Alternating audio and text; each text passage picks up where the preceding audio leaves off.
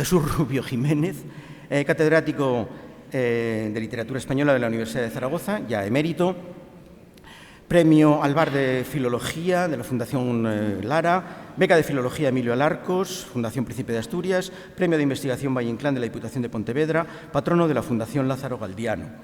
Líneas de investigación, historia del teatro español moderno y contemporáneo, relaciones entre la literatura y otras artes. Ha publicado monografías y ediciones sobre Augusto Ferrán, Gustavo Adolfo Bécquer, Pérez Galdós, Clarín, Valle Inclán, Gómez de la Serna, Antonio Machado, Benavente. Ha estudiado la relación de algunos de ellos con Soria, los hermanos Bécquer, viajeros románticos por Soria, la herencia de Antonio Machado, José María Palacio Girón, un regeneracionista aragonés en Castilla. Se ha referido a Federico García Lorca en El teatro poético en España, del modernismo a las vanguardias. El Teatro Universitario de Zaragoza, 1939-1999 también. En prensa se encuentra Los viajes de Federico García Lorca por Soria. El título de la conferencia es justamente ese, Los viajes de Federico García por Soria en 1932, buscando al pueblo. Cuando quieres. Federico García Lorca realizó 2 viajes por la provincia de Soria en 1932, como saben. El primero, a finales de mayo, acompañando a don Fernando de los Ríos, ministro de Instrucción Pública, y el segundo en julio del mismo año, obviamente, con el grupo teatral La Barraca en su primera gira provincial. Es más conocido el segundo viaje que el primero por la gran importancia del proyecto de difusión cultural que llevó a cabo. Sin embargo, el primer viaje revela ya el sentido profundo de las campañas de culturización popular que promovían los gobiernos republicanos españoles.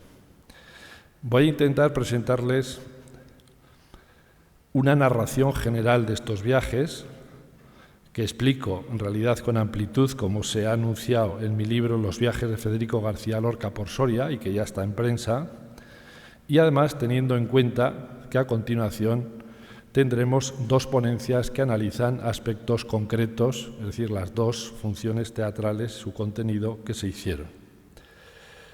Los 2 viajes los motivaron el deseo de conocer manifestaciones culturales sorianas, mejorar la educación primaria en la provincia y presentar funciones teatrales con piezas clásicas que les reafirmaran en su cultura, pero abierta a un horizonte más amplio. El popularismo de Federico García Lorca, entendido como un audaz palimpsesto entre tradición y vanguardia, creo que ayuda a entender el horizonte en el que se inscriben aquellos viajes por la provincia de Soria, una provincia apartada del fragor de la vida moderna y por ello, paradójicamente, recinto privilegiado para que pervivieran formas culturales tradicionales. Al cumplirse en abril de 1932 el primer aniversario de la proclamación de la Segunda República Española, se habían celebrado numerosos actos conmemorativos. El Gobierno depositó la responsabilidad organizativa en el ministro don Indalecio Prieto y él primó el carácter popular de los actos. Abundaron por ello en Madrid los eventos deportivos, las corridas de toros, bandas de música por las calles, conciertos, bailes populares y otros, claro, también de gala en el Círculo de Bellas Artes y en el Teatro de la Zarzuela en honor al cuerpo diplomático. Los teatros y los cines se sumaron a la programación con películas y algún estreno específico. No todos veían con buenos ojos estas celebraciones y el acto institucional central, el desfile militar por el Paseo de la Castellana, se vio turbado porque algunos individuos intentaron sabotearlo quemando la tribuna del Gobierno unos días antes. Madrid era ya el rompeolas de todas las Españas y muchos ciudadanos se desplazaban a la capital para disfrutar de aquellos actos que marcaban un tiempo histórico nuevo. Las banderas republicanas adornaban los edificios oficiales y los tranvías lucían gallardetes con la nueva enseña. En el Campo del Moro se montó un gran tablado donde actuaron los grupos regionales y las agrupaciones musicales invitadas. Había sillas para 3.000 personas, se distribuyeron miles de entradas, buena parte de ellas entre los estudiantes, Y en primera fila se situaron en la fiesta principal el ministro responsable de la organización, el jefe del gobierno, don Niceto Alcalá Zamora, el presidente de las Cortes Constituyentes, los ministros de Gobernación, Marina, Instrucción Pública, el alcalde y el gobernador de Madrid. Es decir, se trataba de dar todo el realce político posible a aquella conmemoración. Representando a Soria, viajaron a la capital los danzantes de San Leonardo, que alcanzaron un notable éxito con sus arcaicas danzas acompañadas con canciones tradicionales. Con ellos viajaron además la soldadesca de Soria y un grupo de personajes ataviados con la indumentaria tradicional para participar en aquellas exhibiciones regionales. Recomendó la representación de Soria José Tudela de la Orden, quien venía publicando trabajos sobre la cultura popular soriana, andaba recopilando trajes, es decir, estaba interesado en todo este tipo de cuestiones. Pertenecía al grupo de quienes proclamaron desde el Ayuntamiento de Soria la República en 1931.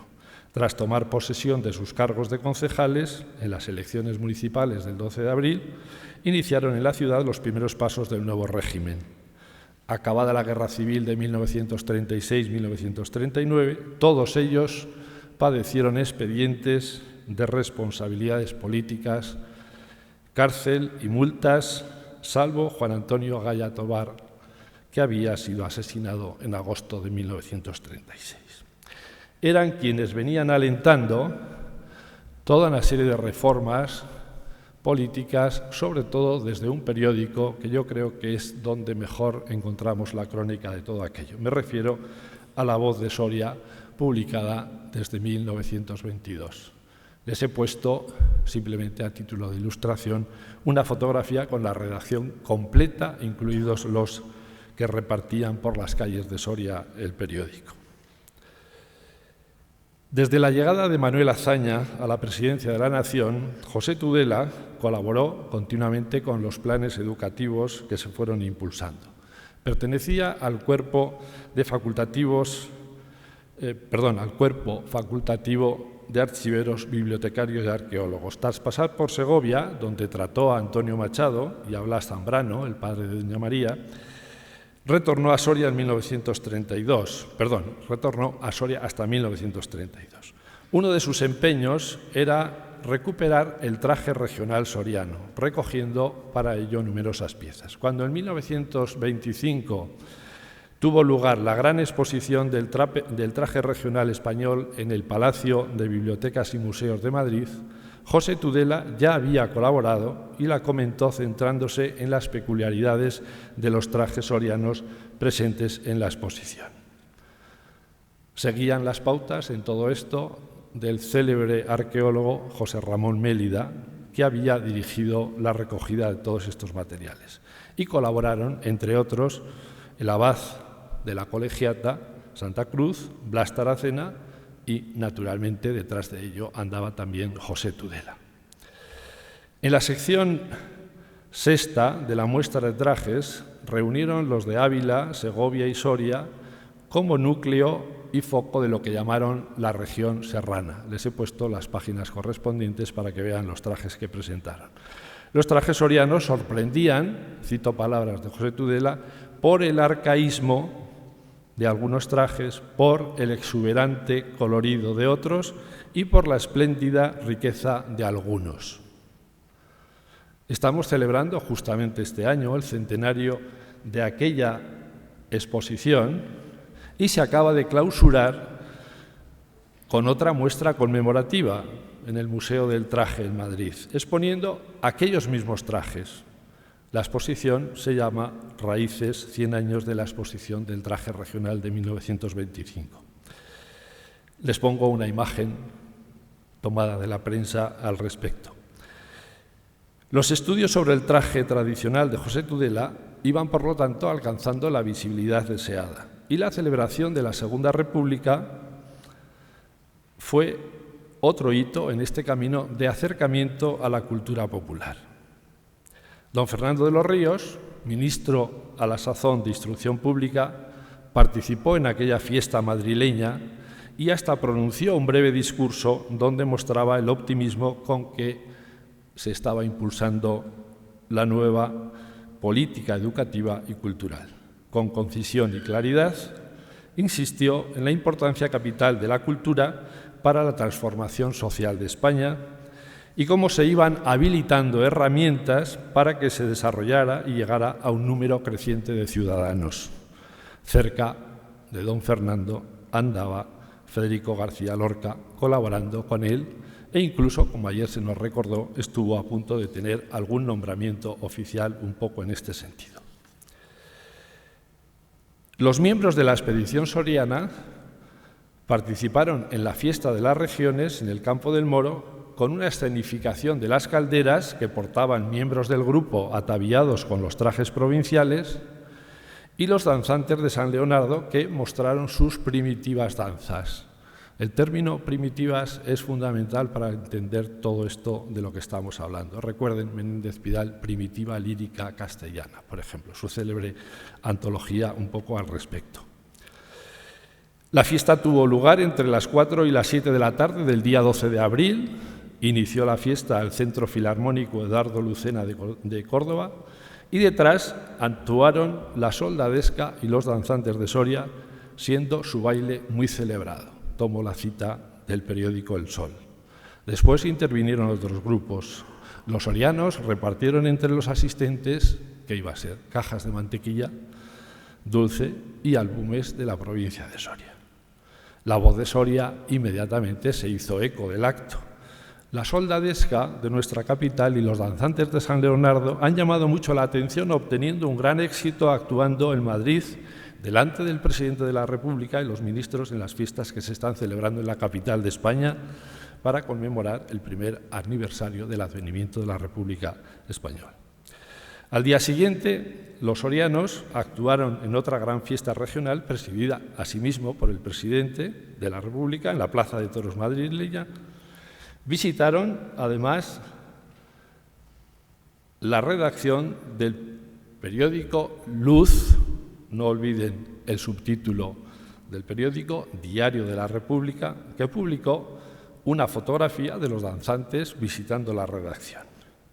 La Voz, en este caso madrileña, reseñó la visita con un suelto que inmediatamente repitieron todos los periódicos sorianos, un poco en este sentido.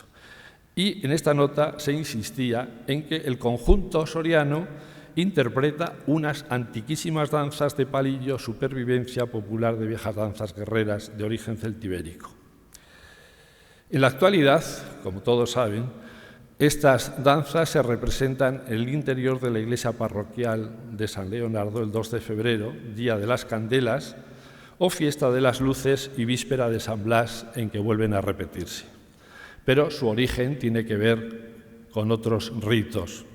Los estudiosos las consideran un ejemplo de sincretismo de celebraciones prerromanas y romanas, aunque después han sido incorporadas y reformuladas en el calendario cristiano. No tengo tiempo para entrar a analizar ni las propias danzas ni las canciones con las que se representaban. Algunas letrillas, y sobre esto sí quiero llamar brevemente la atención, coinciden con las de otras poblaciones cercanas, por ejemplo, con Casarejos. Y sobre todo es muy importante cómo estas letrillas nos muestran, sin lugar a dudas, las marcas tradicionales. Basta mirar el catálogo de canciones tradicionales de Marguerite Frank para comprobar todas estas analogías. Por cierto, Kurt Schindler había estado trabajando en 1930 recogiendo estas canciones. ¿Ayudado por quién? Por Blas Taracena, por Ángel del Río y por Jesús Tudela. Estamos hablando de esto estos días. Y volvería después, como todos sabemos ya, en septiembre de 1932 a completar un poco todo este tipo de trabajo. Es decir, justo inmediatamente después de la gira primera de la Barraca, de la que algo diremos. Respecto a las letrillas, hay que insistir precisamente en el carácter popular tradicional de las mismas, y se alternan las referidas a oficios con otras que mencionan lugares, por supuesto, las de temática amorosa, y en alguna incluso, yo creo, que probablemente no faltan un carácter erótico gozoso. Simplemente les leo una de ellas, la titulada Leonor. Cantaba Leonor al señor San Gil: la iglesia es pequeña, ¿cómo la reducís, Leonor? ¿Cómo redobláis el amor? El asunto que habría que aclarar es quién es el señor San Gil, cuál es la iglesia de Leonor, que está empeñada en reducir la entrada, mientras el amante redobla sus esfuerzos por ensancharla. Lo dejo ahí. Y además, la melodía insistente refuerza estos redoblados esfuerzos. Pasemos a otra cosa, volvemos a lo que hoy nos interesa. La grata impresión recibida por don Fernando de los Ríos viendo aquellas danzas estuvo en el origen de que visitara la provincia, acompañado por Federico y también formando del grupo parte Corpus Varga. Todos sabemos que don Fernando y Federico apreciaban mucho la cultura popular, que tenían ya larga experiencia y, por citar simplemente y de pasada, fueron fundamentales en la organización del celebrado concurso sobre el primitivo cantejondo en Granada en 1922, donde, por cierto, como sabemos, ya andaba Kurt Schindler también participando y aparece en la fotografía del grupo. Lo he visto en los catálogos identificado con uno de los personajes de segundo plano, pero si yo no estoy equivocado es uno de los personajes del lado izquierdo, esas tres cabecitas, la que se ve justamente detrás. Para mí sería Kurt Schindler un poco en este sentido.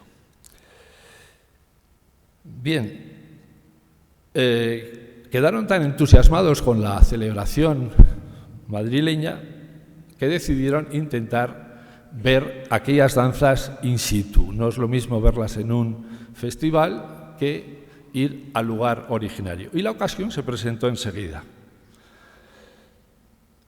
¿Cómo y cuándo? Ya que estaban organizando la primera gira de la barraca, tal vez dar una vuelta por un posible recorrido sería interesante. Y, sobre todo, don Fernando estaba desplegando sus planes educativos orientados a la construcción de escuelas rurales, dotándolas de maestros mejor formados y, además, mejor pagados. La provincia de Soria, además, para esto era un territorio adecuado. Algunos de sus correligionarios, que ya he mencionado, fueron sus guías durante la visita. Hablo de Blas Taracena, director del Museo Numantino, de José Tudela, nuevamente, ambos, como hemos visto, interesados en el estudio de las tradiciones populares, de aquel, como decía Tudela en uno de sus artículos, islote ibérico, aislado del mundo por un cerco de cordilleras y páramos. Esto lo decía en un artículo sobre las danzas de la provincia, donde no solamente analiza las de San Leonardo, sino también la rueda, otro baile primitivo, que se bailaba con dulzainas y tamboriles.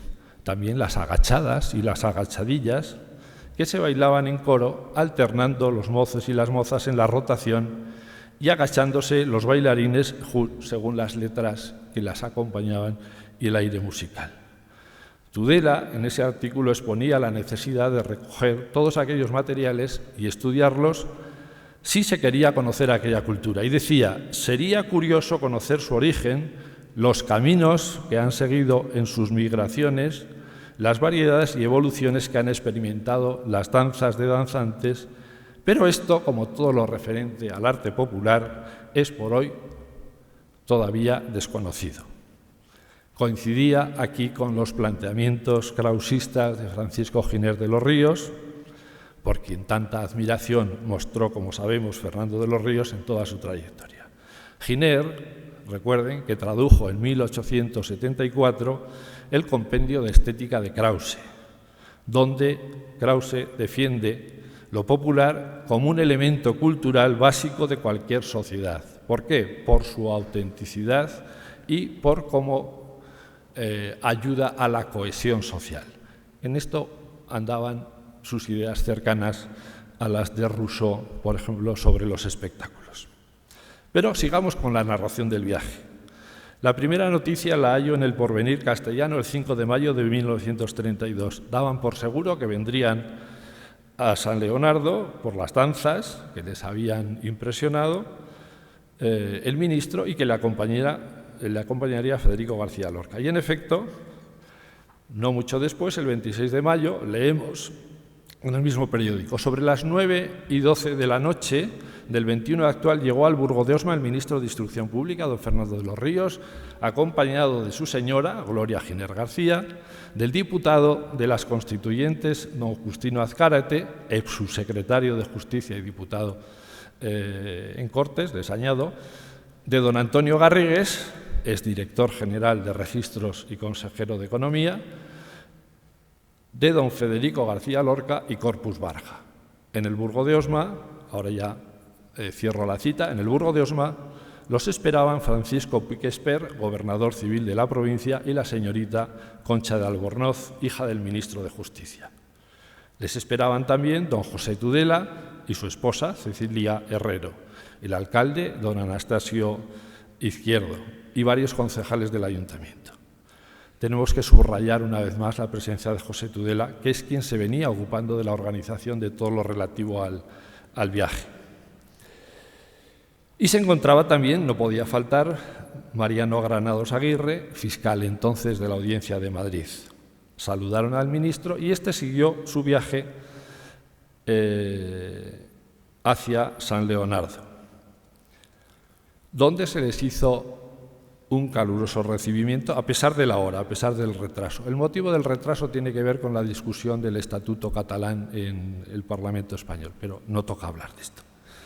A la entrada del pueblo se hallaba todo el vecindario, los niños de las escuelas enarbolando banderitas nacionales, maestros y autoridades. Estoy citando el texto del noticiero de Soria. Después de las presentaciones, los excursionistas se dirigieron al teatro, bellamente adornado con la bandera nacional y los escudos de San Leonardo y Soria. El alcalde del pueblo, don Antonio Peña, con sentidos versos compuestos por don Hermenegildo Pérez, era uno de los maestros, dio la bienvenida a los ilustres viajeros, haciendo resaltar las necesidades sentidas en el pueblo y siendo muy aplaudido. ¿Qué actos habían preparado? Sigamos con El Porvenir castellano. En su obsequio fue representado en el Teatro del Pueblo, por el cuadro que dirige el secretario don Joaquín Millares, el drama histórico El Conde de Fernán González. Una loa titulada La Virgen y el Diablo y las típicas y originales danzas que en Madrid llamaron poderosamente la atención en las fiestas celebradas con motivo de la proclamación de la República. Y todavía en el avisador numantino se añadía lo siguiente: un grupo de señoritas, vestidas a la usanza de la tierra, cantaron las danzas dirigidas por Felipe de Leonardo, el Perea, añado yo, que es quien las había recuperado un poquito antes, unos pocos años antes. Nos queda, por lo tanto, la constancia de que don Fernando y Federico asistieron a la representación una vez más de las danzas, acompañadas de las canciones tradicionales, algo que ahora se ha perdido. Se bailan, pero ya no se cantan. Por lo menos en febrero pasado yo asistía a esta representación y faltaban las canciones. Bueno, no es fácil precisar el contenido de las dos obras teatrales que me importan mucho con vistas a entender el proceso y el proyecto de la barraca.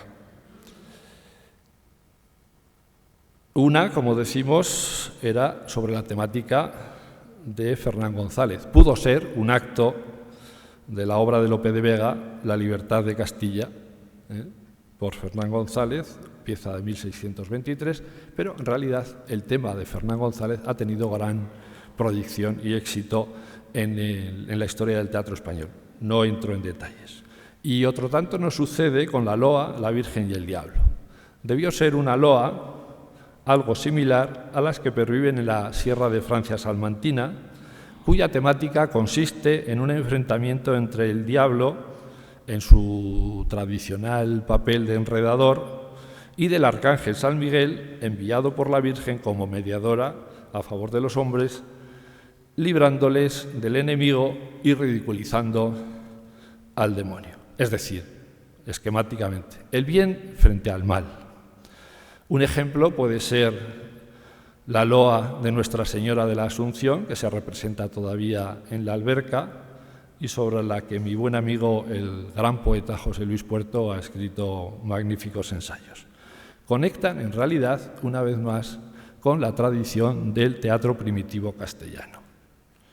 Son manifestaciones de teatro popular que se han ido actualizando, pero sin que hayan desaparecido completamente las marcas genéricas tradicionales. Bien, al terminar la fiesta, y a petición insistente del público, el ministro, nos dice El Porvenir, dirigió la palabra al vecindario de San Leonardo por la cariñosa acogida que se les había dispensado. Y después, desde el balcón del ayuntamiento, los excursionistas pudieron contemplar el típico baile de la rueda. En medio de una delirante ovación, partió a la 1:30 de la madrugada el excelentísimo señor ministro y las personas que le acompañan con dirección a Soria. El baile de la rueda es uno de los más populares de la provincia de Soria y perdura hasta hoy mismo. Fortalecía, como decía antes, el sentido de pertenencia a una comunidad. Presumiblemente, algunos de los participantes en este baile se habrían ataviado con los trajes típicos de la comarca, como hacían en las fiestas patronales. Y siendo el visitante el ministro de Instrucción Pública, no lo olvidemos, no faltó en la agenda asuntos relacionados con su función principal y que eran el motivo político del viaje.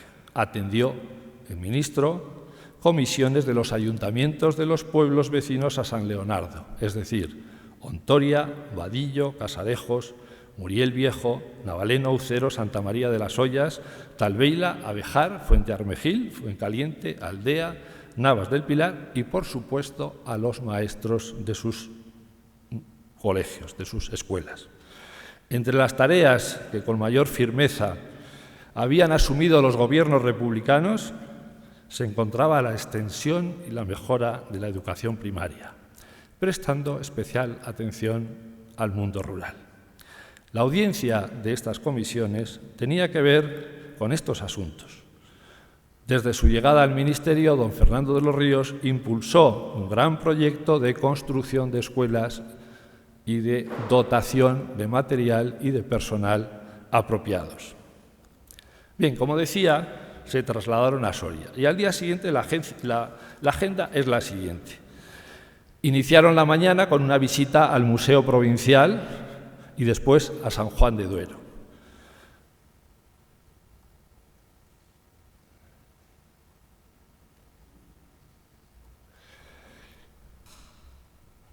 Es una fotografía recuperada, curiosamente, de un artículo anti-Fernando de los Ríos ya en plena Guerra Civil. Nos dicen también en esta crónica. Hicieron una detenida visita al Museo Numantino, en donde cumplimentaron al ministro de Instrucción Pública, al presidente de la Diputación y una comisión del Ayuntamiento y de la Escuela Normal. Desde el museo visitaron las escuelas graduadas de teatinos, es decir, aquí al lado, la Casa del Pueblo, la Plaza Mayor, San Juan de Duero, la Colegiata y la Escuela Unitaria del Carmen. En estas escuelas esperaban nuevamente el alcalde accidental, señor Rollo, los señores Calvo y Sánchez Malo.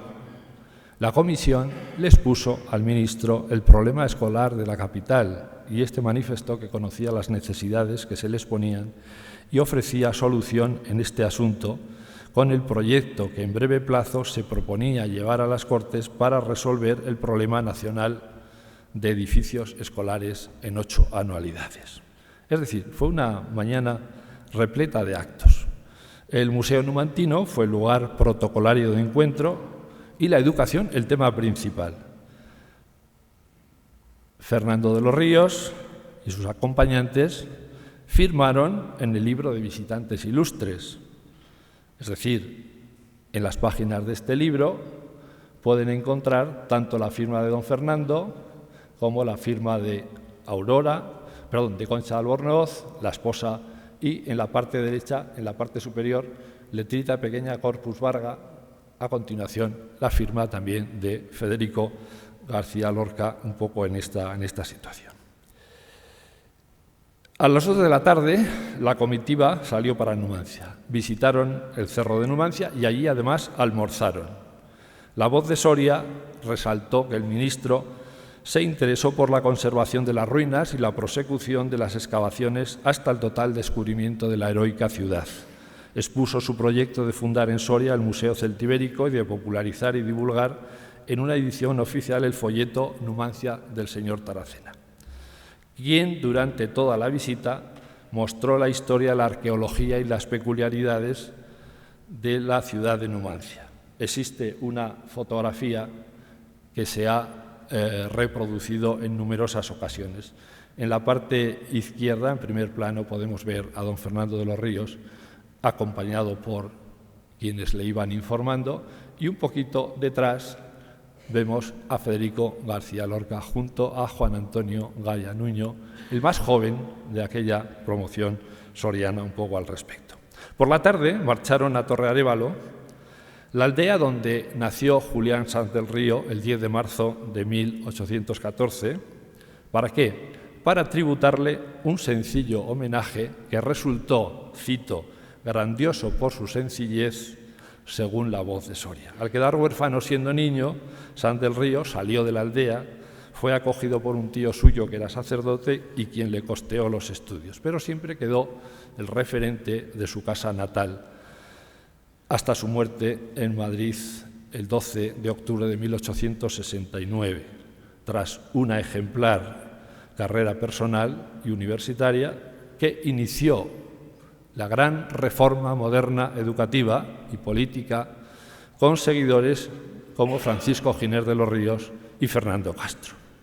Una vez llegados al pueblo, según el noticiero de Soria, entre constantes vivas a España y a la República, fueron recibidos los viajeros marchando a la casa donde nació el ilustre filósofo, hablando desde el zaguán de la misma, en primer lugar, el excelentísimo señor gobernador civil, quien con brillantes párrafos dedicó un recuerdo a Sanz del Río, siendo muy aplaudido. A continuación, habló el alcalde, que dio la bienvenida al ministro y a sus acompañantes. Y finalmente, don Fernando de los Ríos, quien pronunció un discurso enalteciendo la memoria de Sanz del Río y el espíritu de su legado. Tienen la fotografía del acto, modesto pero grandioso, en el patio de la casa natal de Sanz del Río. ¿Qué dijo don Fernando de los Ríos? En la Voz de Soria, entrecomillado, y por lo tanto reproduce en parte sus palabras, leemos lo siguiente. En esta humilde casa de Torrearévalo nació Sanz del Río. Hace sus primeros estudios, gana una cátedra en la Universidad Central y entonces, considerando que no sabe lo suficiente para enseñar, pide permiso para ir a estudiar a Alemania. Fijaos bien que es el primer catedrático español que sale para Alemania. Pero al regresar de allí tampoco vuelve a su cátedra, se encierra en Illescas, pueblo de Toledo, y después de pasar allí algún tiempo se decide a dar sus enseñanzas. ¿Qué enseñanzas dio? Son testimonio de ellas 3 discípulos, Nicolás Salmerón, Gumersindo Azcárate y aquel hombre grande que fue para mí un padre espiritual, don Francisco Giner de los Ríos. De Giner aprendí una frase de Sanz del Río. La ciencia es cosa de conciencia. Es cierto, la ciencia es el cultivo de la verdad.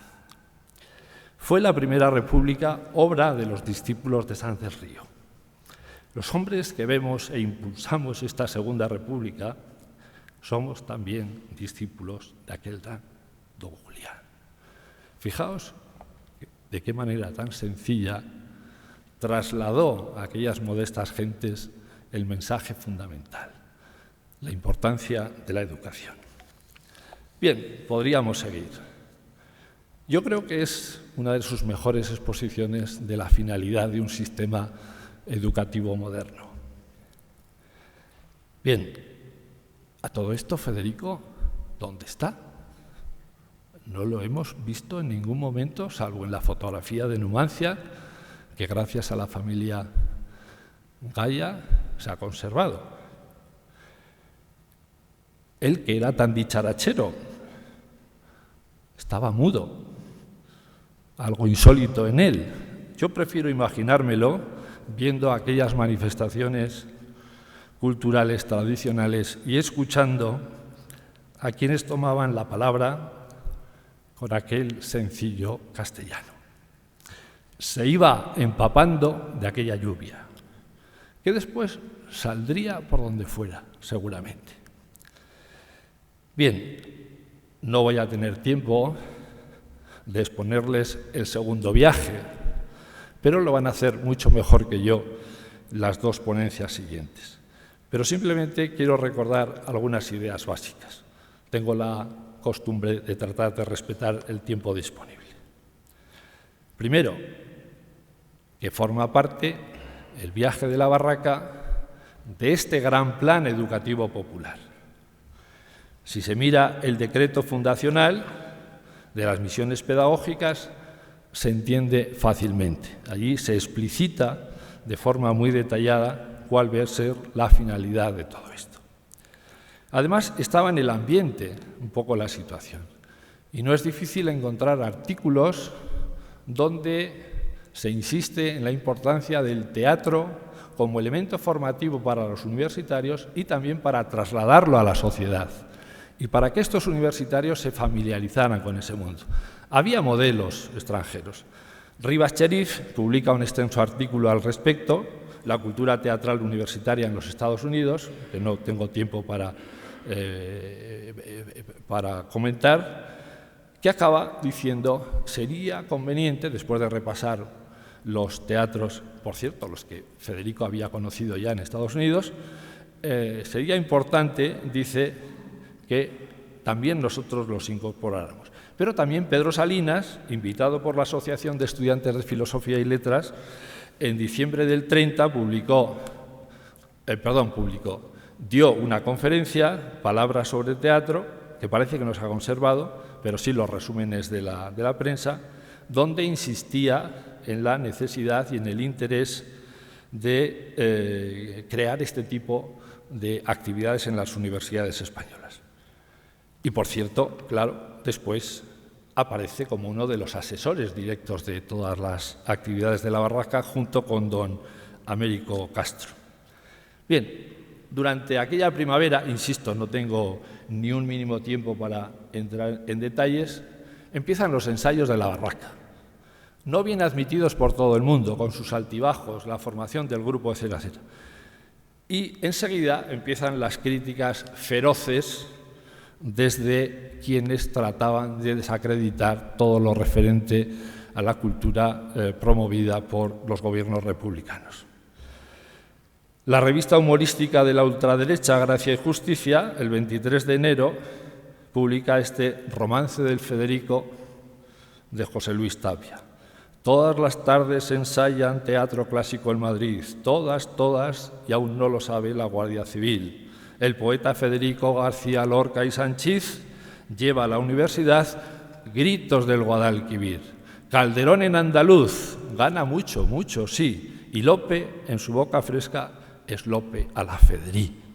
¡Ay, Federico García Lorca! Federico García, mejor que en Rivas Cherif, las misiones pedagógicas confía Fernando en ti. Don Fernando Barba Mora y Suspiro Sefardí te entrega al carro de Tespis por poeta y porque sí. Condúcelo tú, gitano, condúcelo de perfil, sobre los cantos que cantan al alba del alelí. 12 ángeles estudiantes contigo aprenden de ti. Comendador Peribáñez, llama a la Guardia Civil. Podríamos comentar largamente este texto. Desacreditar, pero radicalmente. Era habitual. Bien,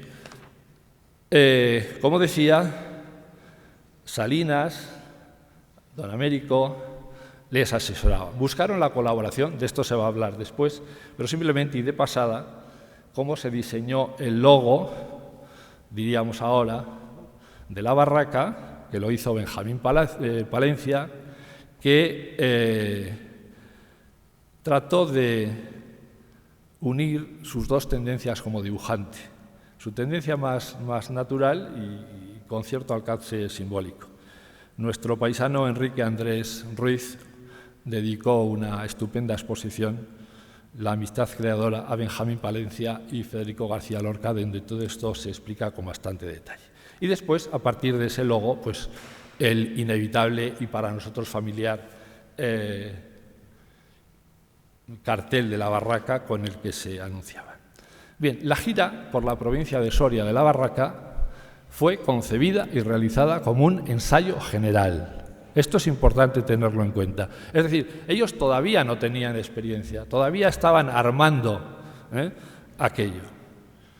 Y así se indica continuamente un poco al respecto. ¿Cuál fue el recorrido? Insisto, no voy a entrar en detalles, simplemente tratar de aclarar brevísimamente ya algún aspecto concreto. Burgo de Osma, San Leonardo, Vinuesa, Soria, Ágreda, Soria, Almazán. Ese es el recorrido con todas las vicisitudes que tendrán ocasión de ver después en las otras dos ponencias donde se analizan muchos más detalles y circunstancias un poco en este sentido. Bien, como digo, no quiero traicionar el tiempo del que dispongo y simplemente quisiera hacer alguna aclaración sobre alguna circunstancia que creo que se nos ha escapado en el repaso y para conectar con lo que venimos diciendo. Por ejemplo, en San Leonardo es muy interesante saber, aparte de la función, etcétera, etcétera, que a los estudiantes de la barraca les volvieron, después de la función, a bailar los danzantes de San Leonardo. Atención a esto. Estamos subrayando una línea de continuidad por el interés con la tradición. Pero quizás la parte que me interesa más aclarar de una vez por todas, ¿qué pasó en Vinuesa? ¿Qué pasó en Vinuesa? El famoso grito, que vienen los comunistas.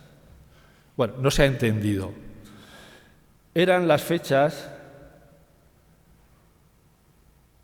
en las que se estaba construyendo el pantano de la Cuerda del Pozo. Les pongo una imagen de la cimentación. Fue una dilatada obra pública, desde los años 20 hasta el 41, que se inaugura ya con el nuevo régimen. A la vez que se inaugura el ferrocarril Soria-Castejón. Es el mismo acto. Pero en algún testimonio se dice, por ejemplo, el periódico Luz dice, en algún sitio este atuendo obrero, es decir, la manera en que vestían los barracos, que no he podido entrar a comentar, causó más que sorpresa temor, casi pánico. Imagínense un pueblecito castellano arrebujado alrededor de su iglesia, y en esto entran dos autobuses y una camioneta, y que de los autobuses bajan jóvenes de 18 a 20 años vestidos de mono, despeinados. Los comunistas, gritaron al verlos. Recelo, hostilidad, silencio. En algunos comercios se negaban a venderles hasta las vituallas para comer. Al final la sospecha se desvaneció. Bueno, se desvaneció y asistieron en parte también gentes de las que estaban trabajando en el pantano de la Cuerda del Pozo. Si tuviéramos tiempo les contaría circunstancias. Fueron unas obras largas en los años y con unas complejidades tremendas. Quebró la empresa, no pagaron los salarios, hubo levantamientos, había un permanente conflicto entre UGT y CNT. La CNT promovía continuar su programa revolucionario, la UGT más contenida. Es decir, en este clima, que llegaran prácticamente uniformados una treintena de jóvenes que empiezan a bajar por los lados, que vienen los comunistas. Esa es la aclaración, no ninguna cosa extraña más. Me interesaba aclarar esto. También hay bastante confusión sobre qué pasó en Soria. Insisto, que no quiero traspasar mucho mi tiempo, sino que además van a tener ocasión enseguida de tener muchísimos otros detalles un poco al respecto. ¿Qué pasó en Soria con la representación en San Juan de Duero, sobre todo del auto de Calderón, La vida es sueño? Pasó sencillamente que, uno, llovió mucho aquella semana. Era imposible hacer las representaciones al aire libre como estaba previsto en la Plaza Mayor. Dos, Federico, que había visitado, como vemos, San Juan de Duero, el claustro, en su momento, en mayo, debió concebir en su imaginación lo magnífico que sería hacer en aquel marco una representación de La vida es sueño. Pero ¿dónde vas, Federico? Si estás por la mañana, por la tarde y sin ensayar ni nada y sin dotación, esto no se puede hacer. Es decir, improvisación, terrible improvisación.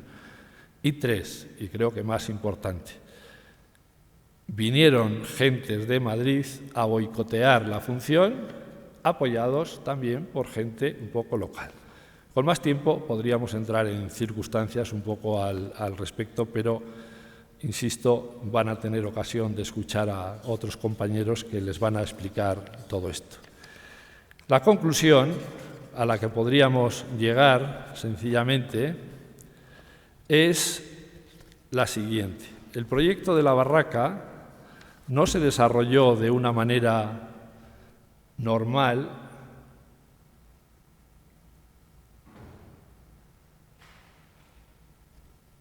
sino que hubo siempre una conflictividad. Y quiero terminar con otro artículo de la revista Gracia y Justicia, el 23 de julio de 1932. Se titula La silueta de la semana, Federico García loca o cualquiera se equivoca. Es decir, con un pareado malévolo. Y por si fuera poco, lleva una nota, no era una errata. Lo de loca no es una errata. Sino que al lado de loca pusieron una nota, que aparece abajo, donde se aclara lo siguiente. Se nos permitirá esta licencia en el apellido para que pueda ir empareado. El texto lo he puesto completo ahí, pero voy a entresacar para ir acabando algunas frases. Decía esto. Habían salido sí, habían salido no, uniformados con sus manos de falsos mecánicos, con sus trajes mahón vestidos. Se refiere, obviamente, al color de los monos de los barracos, en los que iba bordado en negro y blanco una carátula teatral. Habían salido sí los niños simpaticones y tal, acaudillados por el poeta Federico García Lorca y Sanchís, flor de romance andaluz. La barba morisca de don Fernando el Laico les daba protección y sombra, y algunos cuartos, no pocos, por cierto.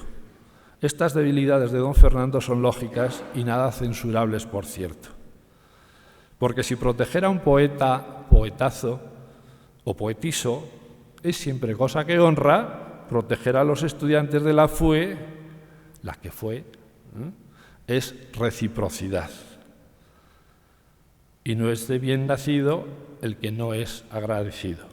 Bien pertrechados en las perras oficiales que les diera don Fernando el Laico y sin olvidar su condición desinteresada en pro de la cultura, no podíamos suponer que los aprovechados jóvenes, sí, intentaran vender entradas. Había habido también otro conflicto que no he podido entrar a detallar. En fin, doy un salto. Percances de titiriteros. La vida es ansí. Y ansí tiene más emoción y verismo. Federico, silbado, es más humano y más admirable. Él puede decir ahora a don Fernando, cuando éste le regañe, caramba, don Fernando, que la culpa fue de Calderón. Bueno, mala uva, yo creo que rezuman artículos de estas características. Naturalmente, una vez más, se referían con mala intención a la homosexualidad del poeta, loca. Con el apellido Sanchís se referían a Federico García Sanchís, un charlista cómico de gran resonancia en aquellos años. naturalmente con la expresión de flor de romances, estaban intentando parodiar completamente el romancero gitano de Federico. Y respecto a la calificación de don Fernando de los Ríos como el laico, evidentemente estamos con uno de sus caballos de batalla, que es su gran proyecto de separar la Iglesia y el Estado, que es una de las grandes batallas que libró hasta donde pudo. Pero, en definitiva, el ensayo general de la barraca se había llevado a cabo y, desde luego, nadie se podía imaginar que casi un siglo después, y aquí en Soria, estaríamos esta mañana tratando de saber algo de cómo transcurrió aquella primera gira provincial de un grupo estudiantil que dirigía el poeta en lengua española, que hoy resuena en todo el mundo. Muchas gracias.